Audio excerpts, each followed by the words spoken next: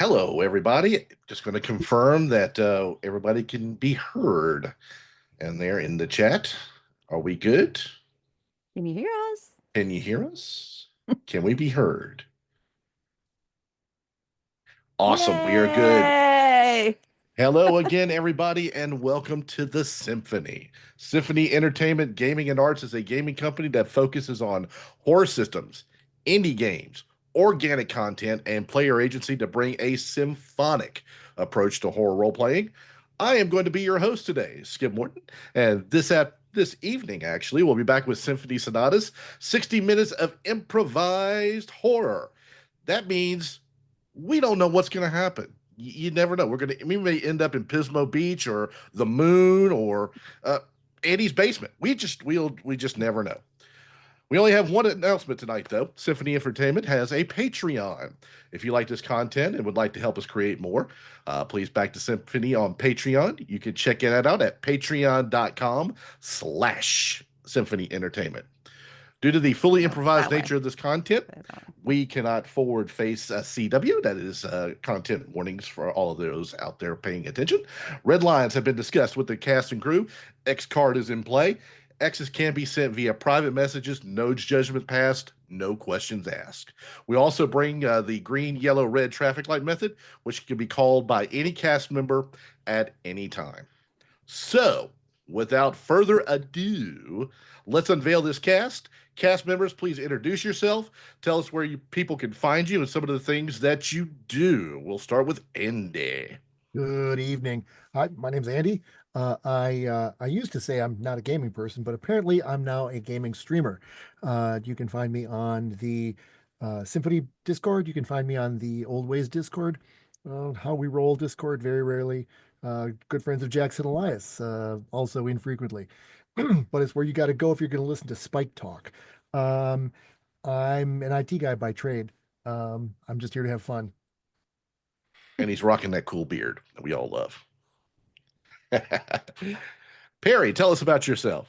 Hello, I'm Perry Clark. I'm a licensed marriage and family therapist. So most of the time I'm dealing with therapy.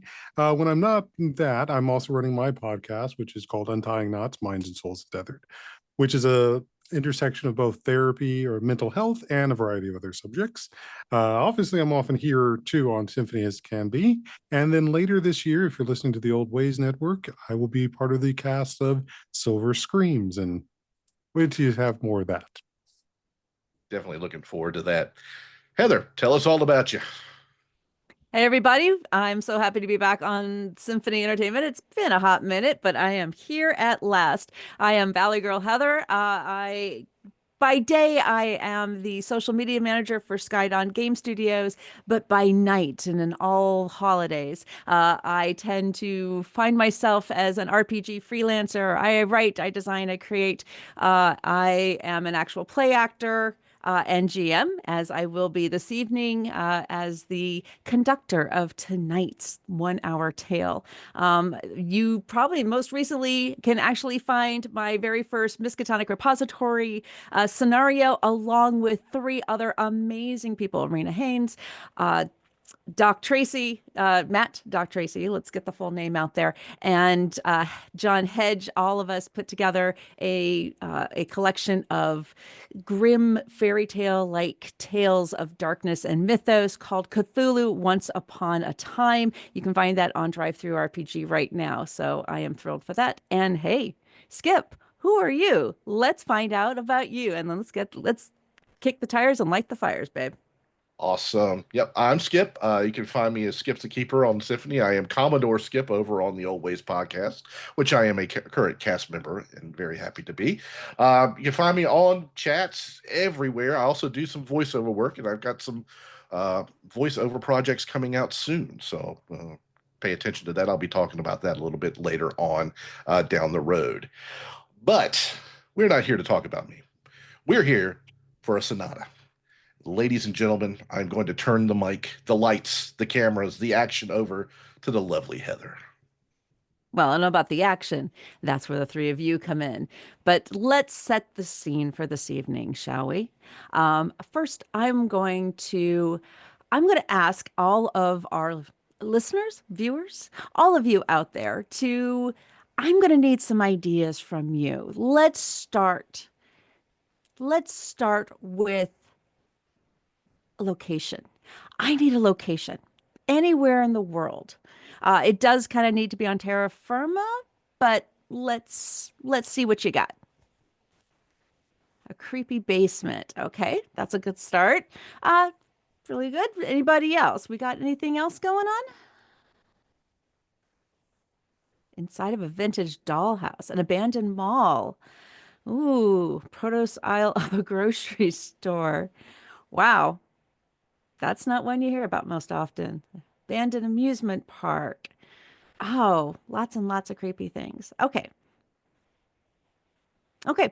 I'm going to pick one and I will get to that. It will come into play just a little bit later. But first, we're going to start this out with our three cast members. It is nighttime. It is dark, probably somewhere close to 1 or 2 in the morning. The the locations that you're at, the cities that you are find yourselves, it's quiet, but there's a little bit of rain coming down outside, kind of lulling you as you slumber or maybe a little tossing and turning in your beds.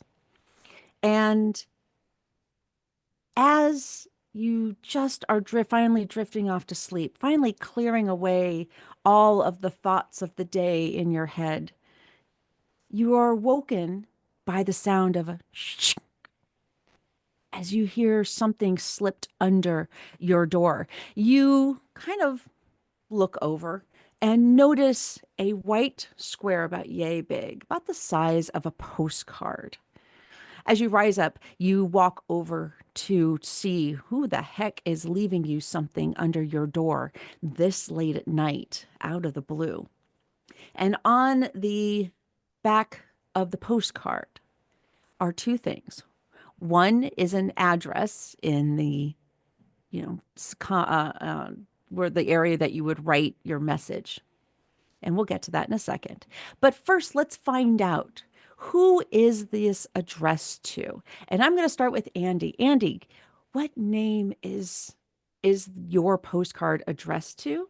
And what address are they giving? What city? What country? So, like the address that I'm at, or the address that It's addressed to you. is addressed to So me? Sure. what name would be on this postcard, and maybe the city or the country, some information on where what would that be filled out?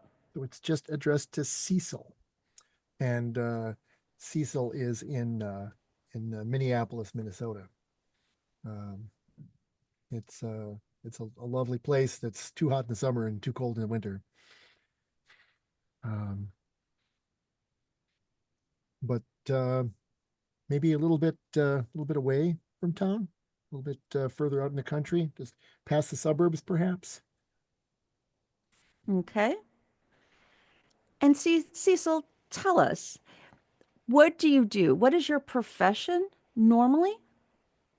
Normally, I'm uh, By day, so to speak. right by day because one's nighttime profession is always different. Perhaps perhaps I'm a vintner. I make wine. Ooh. But what drives you? What is your secret desire? What do you really want to be? What is your true interest? What do you maybe do in the shadows when you're not making wine?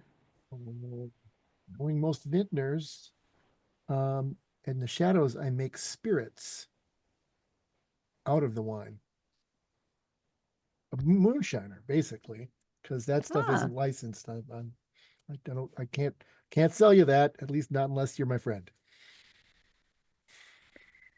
Perry, let's get to you.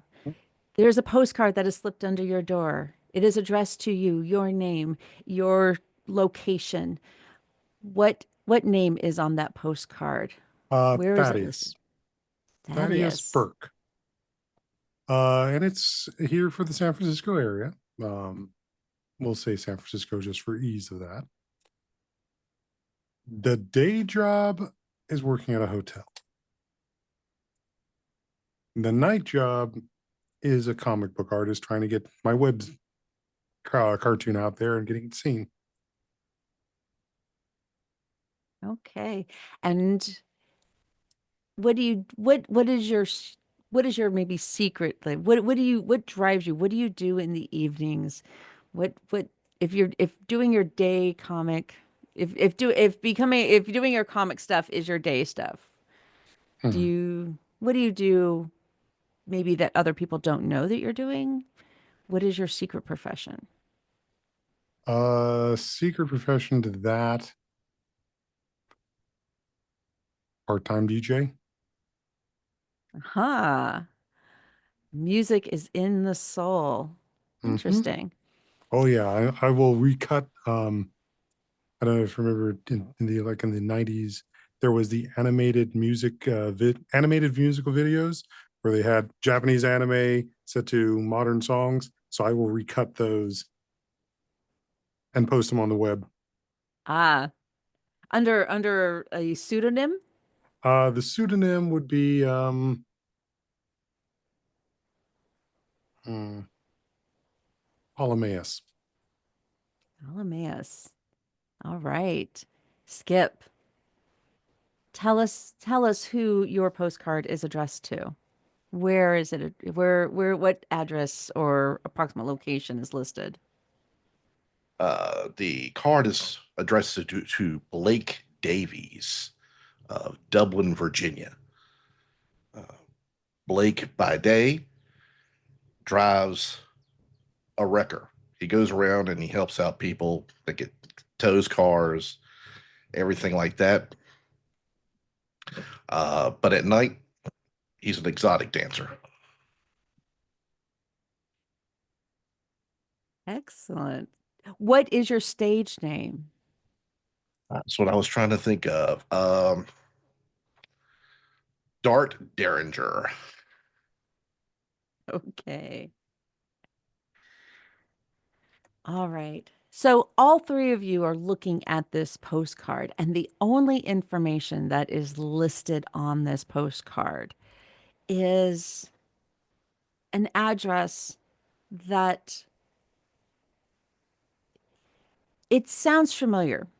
There's something that's been done. You see, not only do you have your day jobs and your night jobs, but you use your skills to basically keep the world in the chaos from overcoming any or the natural order of things in this world. You have a secret life that no one knows except you and the people that are part. You see, you are part of something called the society. And that's all, just the society. There are no real formal meetings. It's just that sometimes when something goes awry in the world, the people with the right set of skills are called upon to gather together. And all of you recognize the symbol that is underneath the address on the message. It is the call of the society.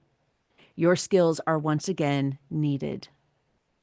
And so you gather your things. You almost always have a bug out bag, and you gather them up and you take them out and you head into the night and quickly arrive at the location.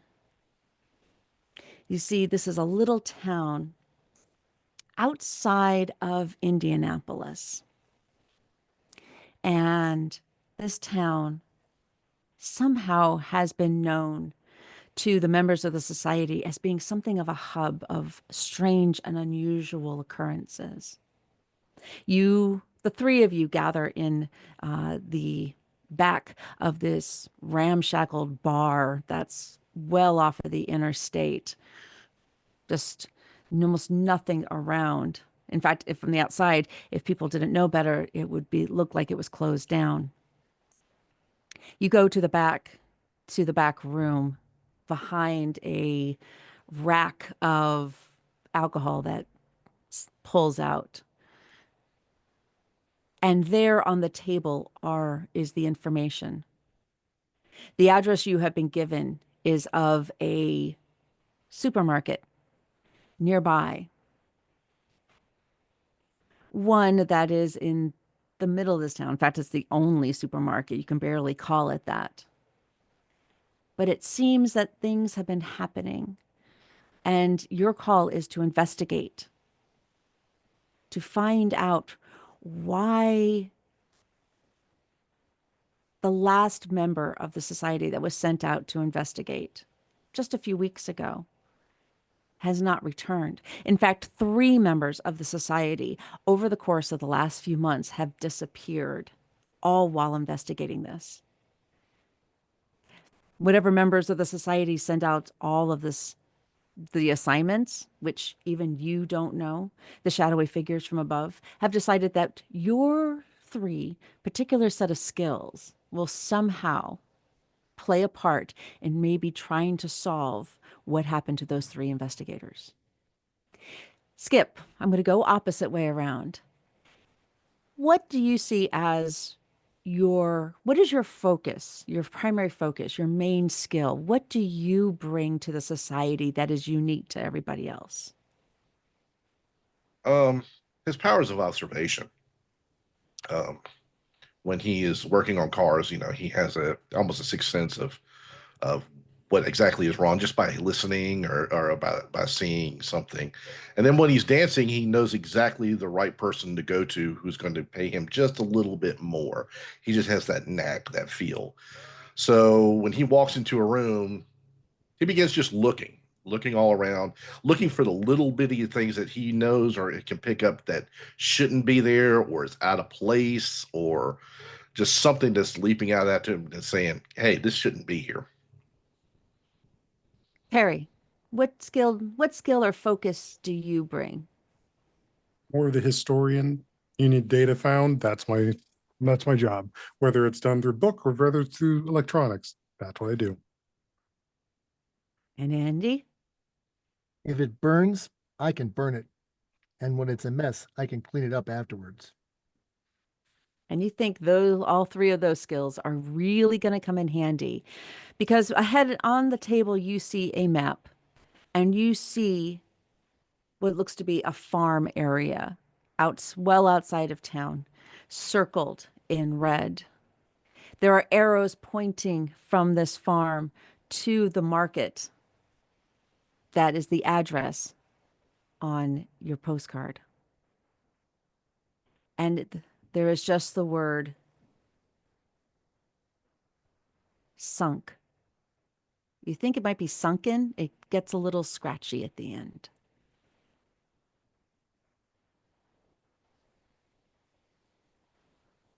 Hmm. Where would you like to go? Well, I'm inclined to say let's go to the farm since anything that's going to be sold at the supermarket is probably coming from there. And then looking at the results of the past information, did our previous investigators disappear when they went, as far as we know, to the supermarket, or did they disappear when they went to the farm? There's nothing listing that information. All you know is you have the address of the market, you have the map in front of you, and then you have just a list of 3 names that are crossed out. And it's something that says missing across the top. So I'm going to sit down with those names and just start doing a web search for any type of record of their cell phones. Did we know them? You look at the list of names, at least a couple of them sound familiar. You may have done a job, but generally names aren't really bandied about. The less people know about each other, at least in terms of identity, you know that kind of keeps the society functioning. But you believe it, at least a couple of them may look somewhat familiar. You'd have to see their faces. Was this map provided to us by the company, or is this something that was already there? The map is basically on this table in this back room where you know that society members generally meet. There are several houses around the country and around the world. This happens to be the one closest to this location.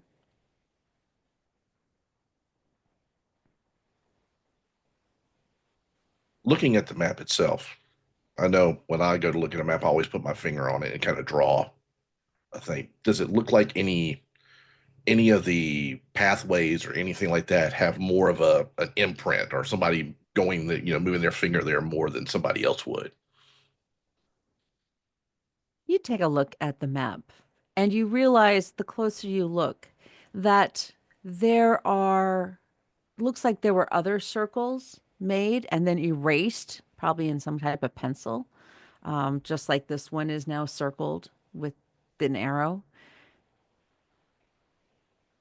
This is, you see four that have been erased and one that is still currently circled. So we can assume that if they erased it, they may have already gone there. What were those other locations?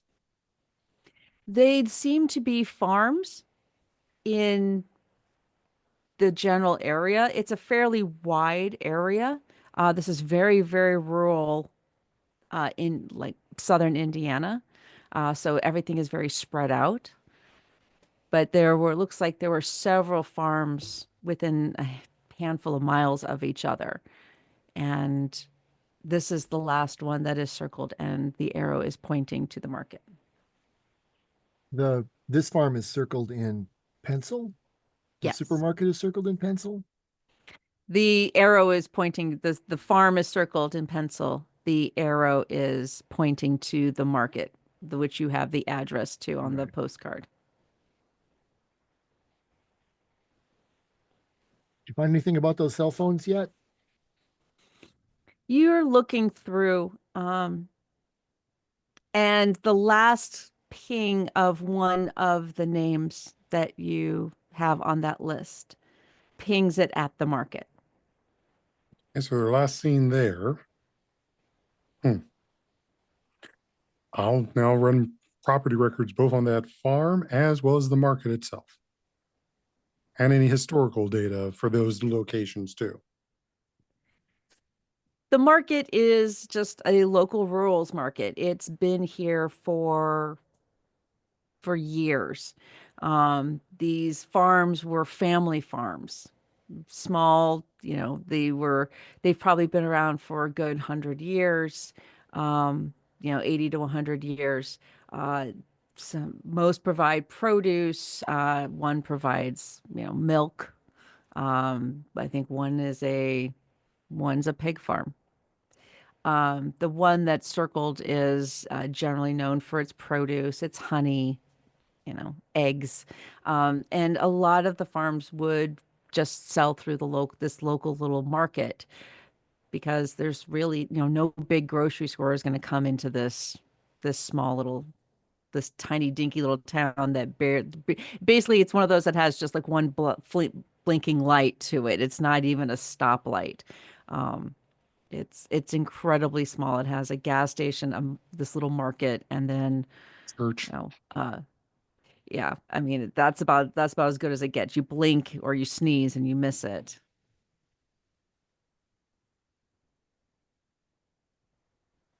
Well, do you And want it's to go night check out the now, park? right? I'm sorry, repeat. It's night. It's night now. At this point, it's taken all of you some time to get to the space, so it is currently about midday. So canvas. And then go back at night. Um, well, let's go see if the farm gives tours. Yeah. It is going to take Thaddeus a little bit of time once he gets on the computer, and you're actually not surprised. You know that this little hole Not in the the best wall signal. place, not the best signal. So it does take you a bit of time, about an hour or two. So now you're talking approximately mid-afternoon,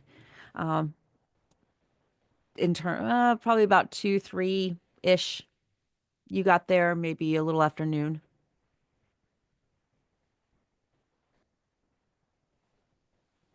Well, we could do a quick drive by, look at it at least, and head on over to the market. So you head over to this little market, and you can tell that basically it's maybe probably started out as some kind of farmer's produce stand, and then they kind of built a little bit around it. It's very small, barely bigger than most gas station convenience stores. Definitely does carry a lot. It is not currently open, and you do not see any cars in the parking lot or anybody around.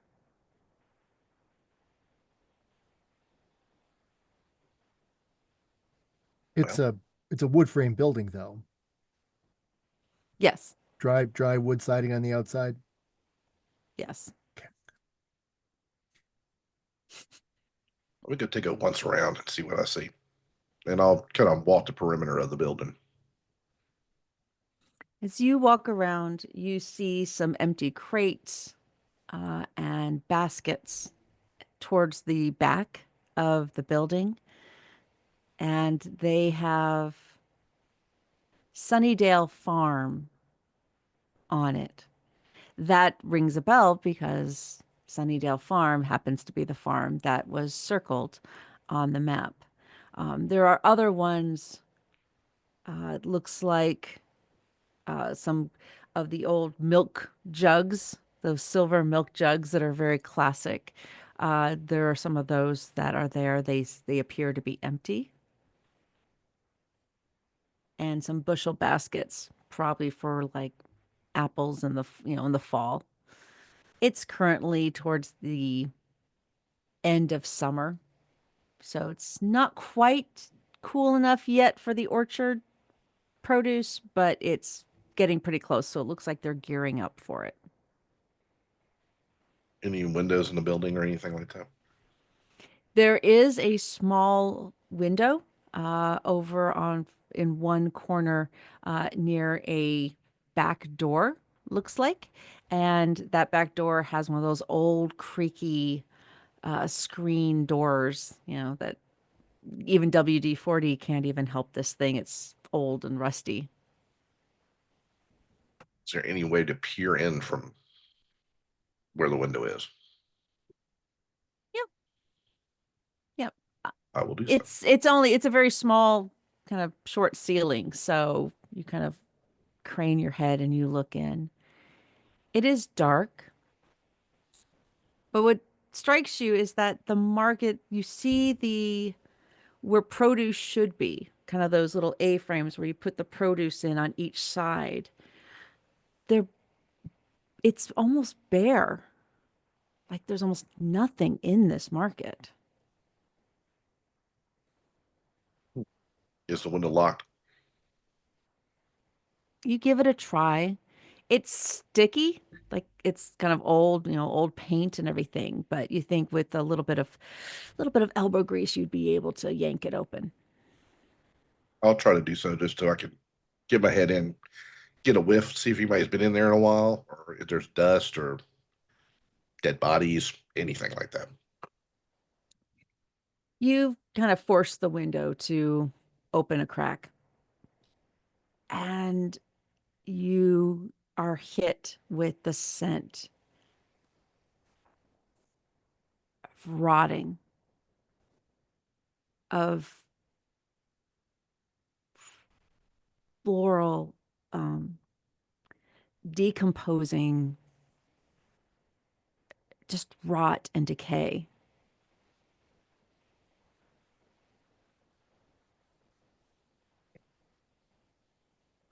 I will step back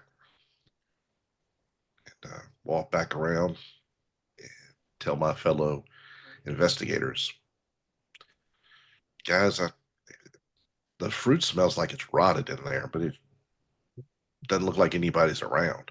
It smells like compost and not dead bodies. It that's probably as you go up and you kind of take a sniff. It does smell almost like a compost heap. Mhm. But there's something else just underlying that you can't quite put your finger on.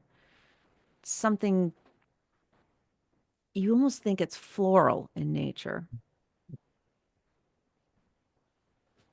Any data on the property search and history of the area? Even the power records. You're really having a tough time with the signal out here at this point. Once you, they had some Wi-Fi kind of hooked up to into the back room, but unfortunately out here, your phone is pretty dead. It's not really getting a signal. That Mm. one bar flickers every now and then just to mock you, you think. But unfortunately, the little wheel just spins when you try to bring up more information. Huh? When high tech fails, go low tech. So I'm whipping out the map and the paperwork and so forth, and I'm pulling out the pendulum to see what's happening as I move it across the map. You sit and focus on that for a little while, and the pendulum that you bring out swings over it. And then it starts to take on a shape, and you see it bounce up, down, over, and down, and over, and down, and up. On the other hand, I'm And, probably drawing the shape it's making. and as you pull your hand away, you realize that it's a star pattern. And from where you're standing, that star, instead of being pointed upwards, is pointed downwards. So I will point this out to the others and start indicating where the landmarks that would be the vertexes of the star would be, in if this is the Is, center of it. is this the center or one of the stars? One of the vertices. This is in the center. Okay. Is the farm one of the vertices? It is. Ah. Well, one of you guys either one of you guys boost me up and I'll go in through that window, or let's hit the farm. Or we burn the place. Well, I mean, search then burn. I've learned that's the order you need to do it in. Yeah, sometimes. Yeah, yeah. I'll give you a boost. I'll go ready Okay. the flares just in case. Smart. So who is going in? I'm going in. Okay. You shimmy in through the window. It's tight, but you're slender and you have been known to be a bit flexy. So those yoga classes you've been taking have starting to pay off. And you manage to work your way in. You lower yourself down, and the smell of rot and decay and flowers, roses, seems to hit you. It's not overwhelming. You don't feel like you're going to lose your lunch, but it's definitely unpleasant, as if you were walking around on a compost heap. You look around, it is dark, and the shelves or the fruit holders, the produce holders are practically bare.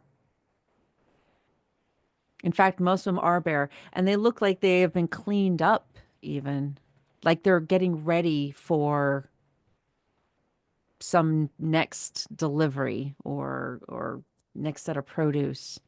Sure. When I look around, do I actually see any vegetation? Where is this smell coming from?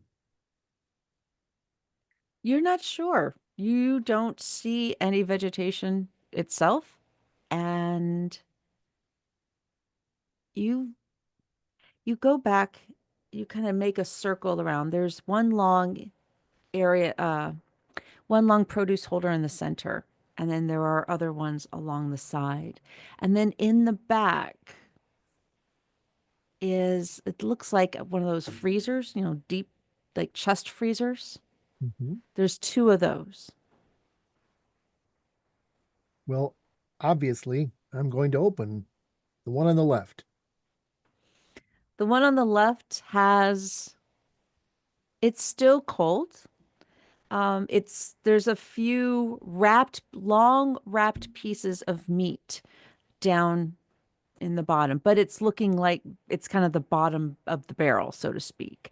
There's only a few pieces left. It looks like it normally is kept pretty full, but it looks like it's almost done. Mhm. All right. Um, Meat's just wrapped in plain white butcher freezer paper. Yep. Yep. Yep. Okay. All right. What's in the freezer on the right? Freezer on the right has bags that are look don't no labels, but looks inside. It looks to be um, innards, s- sweet bread, you know, sweet meats. Um, you're pretty sure that one has some kidneys, maybe a beef liver or two. Um, Again, it looks like it's very low on the bottom. It's just like a single layer. It looks like the market's almost out. Mhm. Well, awful isn't popular with most people these days. So, or no, these are also still frozen. These are refrigerated. So Ah, the long ones on the left are actually a freezer. This one seems to be more of a refrigerated temperature. sure. And from the smell that you're getting, it seems like maybe they've been there a little while. They're smelling the awful is smelling a little off. Yes. Perhaps ammoniacal. Okay. Is there anything in there that catches my eye? You look down and you've gone to restaurants. You've even indulged in, uh, had a chef's table at one point where you had, you got to try all these different foods. In fact, what happened is the chef had broken down a cow and was showing plate after plate after plate, dish after dish on how to serve each part of a broken down cow. And you remember that, how big, like how impressively big the beef liver was and how big the stomach was. And um, these seem smaller. If these were out of cows, maybe they're sheep or goat or something smaller because they're definitely not the size of beef. Sheep and goat are smaller. These are probably bigger than sheep or goat, maybe the size of pig, perhaps. Do they look like they are maybe long pig? As that thought comes into your mind, you hear something behind you. But while you're doing this, Skip, what are you doing? What is Blake doing? Um, after he lifted him into the window, he probably would have just made sure that got in, didn't fall on his face or anything like that, and then just kind of continued to walk a little bit back, look up on top of the roof or anything like that to where maybe something just out of the ordinary. Um, he would also check the back door, see if it was locked too. The back door is locked. Okay. And So, as you're looking at the roof, there is an image there. Something very disturbing, something you didn't notice before because who looks at the tops of roofs? But you kind of go up and crane your neck and you're looking, and sometimes businesses will paint images to advertise from a distance, and what you see kind of chills you. What is it you see? What is that image that you see?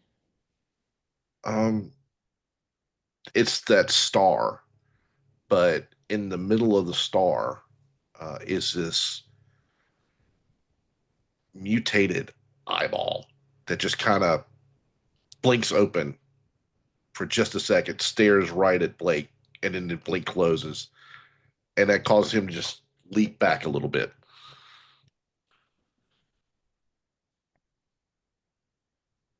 And that is, you finally are able to pull up some information. It's from records from a museum. It's old, couple 100 years old, from when this area was first settled. What is it that you read that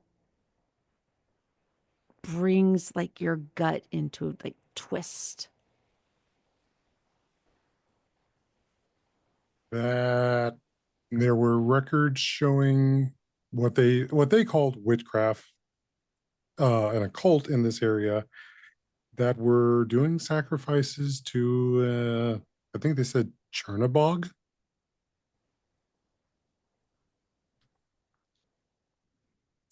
At that point is, guys, I'm prepping the fern kit. Thaddeus and Blake. Thaddeus, you notice Blake kind of stumble back and like drop off the roof and stumble back. And then both of you see shadows coming from either side, people coming from either side of the building, and they're coming towards you. They are dressed in overalls, dungarees. They are holding, these are implements like you would find in the garden. And they're looking at both of you. And they keep coming and coming. I'm getting into the car. Cecil, you hear a sound from behind you. You turn. What do you see? I see a short, broad-shouldered woman, perhaps. But is she... Her eyes are dead. Is she alive? Does she look alive? She's standing. She's coming towards me. The skin, in the darkened area that you're in, it's a little hard, but as she steps within maybe just a couple steps of you, and a bit of the sun, a sun ray kind of goes across her face, you notice that the skin is kind of hanging loosely on her frame. It kind of bunches and around her. Like Yeah. there's not much holding her. It's almost as if the fat from underneath her is like she's lost a lot of weight very, very quickly, but it's not just on her arms where she wears this short sundress and you can see how it just hangs off of her. And she looks at you and you swear you see just a little bit of spittle through these dead, hungry eyes as she comes forth to you. I'm going to move to put the central display case between me and her. Hi there.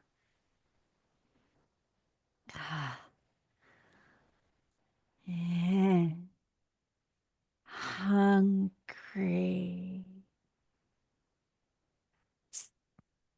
Blake and Thaddeus. There has to be at least a dozen of them. You can see in the sun as it descends into dusk and the shadows start to rise. You see how their skin, their sunken cheeks and the skin just hanging on to their frame. They're not skeletal, but it looks like all the fat has been sucked out of them. And they look at you with these deadish eyes. but you can see the hunger as they smile with their teeth pulled bare. I have no interest in reenacting Tokyo Ghoul. The engine is turning on, and I'm drifting. Thaddeus has gone to the car. Blake, what are you doing? You see him pick up and run past.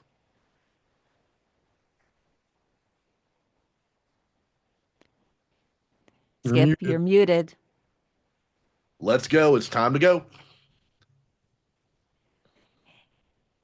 Cecil, from inside, as you put the stand between you and her, and you hear the front door, which is behind you, begin to open. You also hear a car start up in the parking lot outside.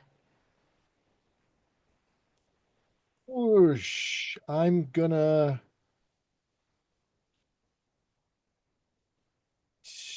I don't think I can dive out the window I came in through. I can, as long as I don't mind breaking glass. You could go through the front one. Well, there's somebody coming in through that door. Um, I'm going to look for the most likely possible, but not, doesn't have to be safe. It just has to be something I could get out through. At this point, you have the front door, which there looks to be another body coming through. It can't, looks like a man, very slender. He's holding what looks to be like a hoe. She has a pair of scissors. You can hear shink, shink, shink as she grins and giggles in guttural tones. Both of them seem to be coming towards you. She is coming around the center area. This one is coming through the front door. The other windows are right now closed shut. Sure. So where's the back door is in front of me? Behind her, Right. So when she comes around the thing one way, I'm gonna go around the thing the other way and try to get to the back door and hopefully be able to unlock it from the inside. you head to the door and push one of them out of the way as you try to exit. Thaddeus, you head over to the car. You turn it on, and then you see the where you would leave the parking lot onto the rural road. There are tractors and looks like those carts that they would pile food or maybe take people on hay rides through, and blocking off the exit to the road. And there are more coming. They're coming walking across the dirt road. They are coming through from the fields. You see probably almost 20 of them at this point, and all of them are looking at you hungrily. Where's Blake to me right now? Blake, where are you? How I am close are you? probably running around the corner right now, uh, getting ready to Dukes of Hazard into that car. So I'll move the car to make it easier for him to get in. We're going off-roading, and I'm going to drive through the field. I will plow through anyone who's in front of me. Andy, you come out. You see at least about four or five of these. You have to go around the building one way or the other, and there's at least several of them. How are you getting to the car?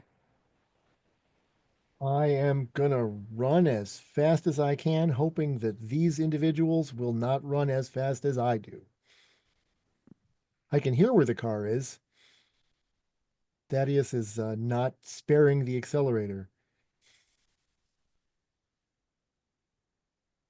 You attempt to run and find yourself in this group of armed, walking, desiccated bodies, and they try to push you down. They try to stomp you. They try to stop you.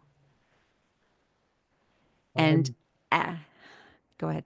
If I can, I'm going to pull one of my flares out and light it and use that as a weapon. And the moment you pull a flare and you put it in front, it sparks. It sparks the hair on one of them, and the flies just flames all up through the hair. It's as if it was dry kindling, and the guttural scream comes from them as the flame starts to leap from body to body as they are almost shoulder to shoulder. Thaddeus and Blake, you notice as you turn the car around and start to try to find your way around, something you see on the hoods, like hood ornaments on each of these wagons and these, the, each of the Tractors. tractors. What do you see? I would say that we see that star with the eye in the middle, just looking at us. Every single vehicle has the eye that just turns right at us and just starts blinking. And the star is made from bones, probably the bones of our other colleagues that have come here. Mhm. Gnarled, and you can see where they just scraped along the side just to try and crack it open and get into the marrow. And in fact, one of the things that you notice on one of the biggest tractors there, right on a hood ornament, is the dried, almost mummified face, a familiar one, or at least it was in life. Andy, these bodies are starting to flame up all around you. What is one thing you do to avoid setting yourself on fire? I'm gonna go low and try and like quick crawl between two of them down low because they're burning up high.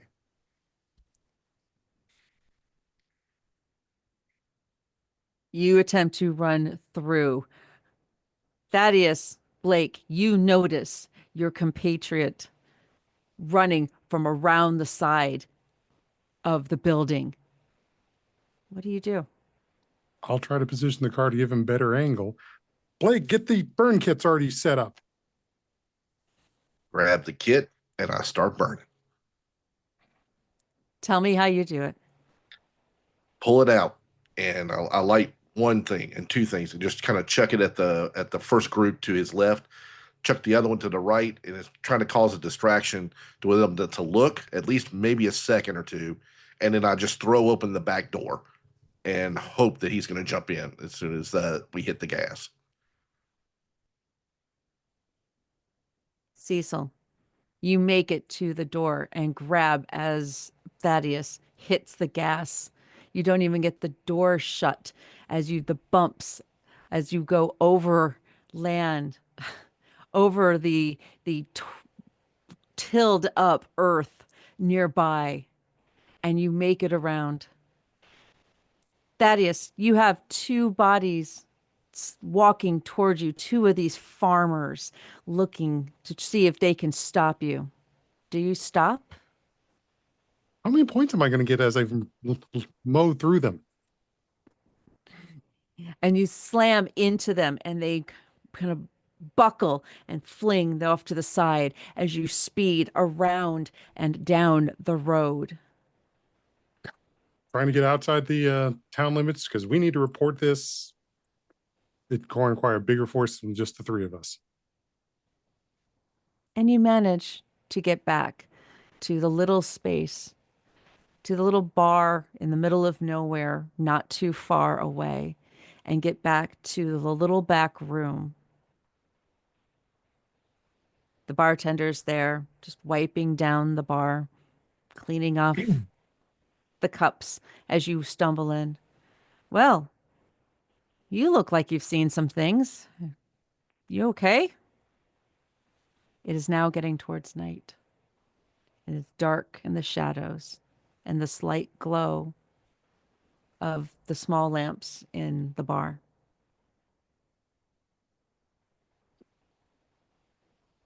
Make the call. I'm sitting prepping to send the digitals. The bartender looks at you and, oh, you look terrible. Let me get you something.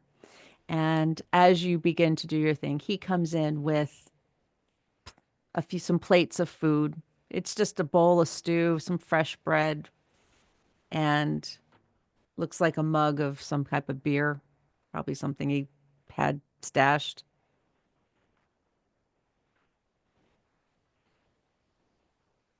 Yeah. Everything okay? Everything okay? Yeah, thanks.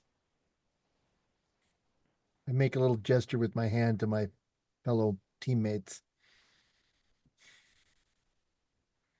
We got this. Thanks. Well, enjoy the meal. Keep it all local. Got to make sure that everything is kept local. Enjoy the beef stew. It's from the farm down the road. And with Yes. that, we will close this out. To our lucky society members who will never look at a rack of beef the same way again, I thank you all for being part of this. Skip, why don't you go ahead and take us out? Well, now I'm not hungry. And that, my friends of the symphony, is where our show ends for the night. Thank you so much for everybody who joined us and or is currently watching the replay. You indeed are the best part of waking up. We sincerely appreciate you. Good night, everybody.